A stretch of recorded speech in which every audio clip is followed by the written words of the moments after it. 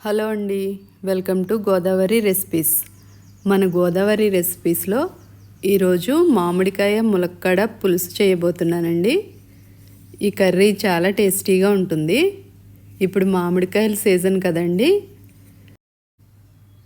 మరి పుల్లగా ఉన్న కాయ తీసుకోవద్దండి. కొంచెం తీయగా ఉన్న కాయ అయితేనే పులుసుకు బాగుంటుంది, చాలా టేస్టీగా కూడా ఉంటుంది. ప్రాసెస్లోకి వెళ్ళిపోదామండి. ముందుగా ఒక మామిడికాయ తీసుకోండి. కొంచెం పెద్ద ముక్కలుగా కట్ చేసి పక్కన పెట్టుకోండి. 2-3 ఉల్లిపాయలు చిన్న ముక్కలుగా కట్ చేసుకోండి. 2-3 పచ్చిమిర్చి తీసుకోండి. ములక్కాడ ముక్కలు తీసుకోండి. గిన్నెలో ఆయిల్ వేసుకోండి. వేసుకుని తాలింపు వేయండి. పులుసుకి మెంతులు, ఆవాలు, జీలకర్ర, కరివేపాకు, వెల్లుల్లి, ఎండుమిర్చి వేయండి. తాలింపు బాగా వేగనివ్వండి.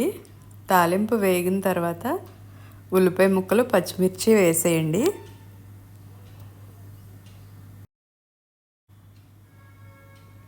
అవి రెండు దోరగా వేగనివ్వండి. కొంచెం కలర్ వచ్చే వరకు వేగనివ్వండి ఉల్లిపాయలు, పచ్చిమిర్చిను. ఉల్లిపాయ మగ్గితే టేస్ట్ బాగుంటుందండి పులుసుకి. తర్వాత సరిపడా ఉప్పు వేయండి. కొంచెం పసుపు, 1 స్పూన్ కారం వేయండి. పులుసుకి కారం చాలా టేస్ట్గా ఉంటుందండి. వేసి కలుపుకోండి. బాగా అన్నీ కలిసే వరకు కలుపుకోండి. కలిపి ఒక 5 నిమిషాలు ఉంచాలండి. తర్వాత అందులో ములక్కాడ ముక్కలు, మామిడికాయ ముక్కలు కూడా వేసేయండి. వేసి అన్నీ కలిసే వరకు కలుపుకోండి.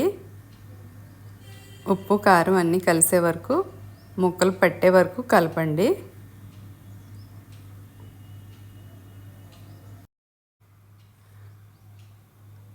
కలిపి ఒక 5 నిమిషాలు మగ్గనివ్వండి.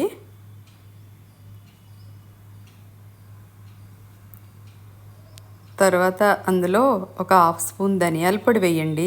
ధనియాల పొడి వేస్తే చాలా టేస్టీగా ఉంటుంది. 1 స్పూన్ బెల్లం వేయండి. 2 స్పూన్లు పడుతుందండి బెల్లం. తర్వాత అన్నీ కలిపేసుకోండి.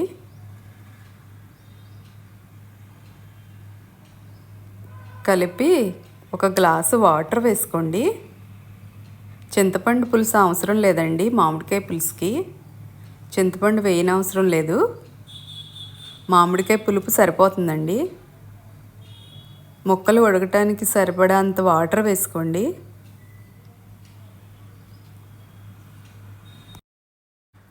వాటర్ వేసిన తర్వాత 15 మినిట్స్ ఉడికితే సరిపోతుందండి. పులుసు దగ్గరకు వచ్చేస్తుంది.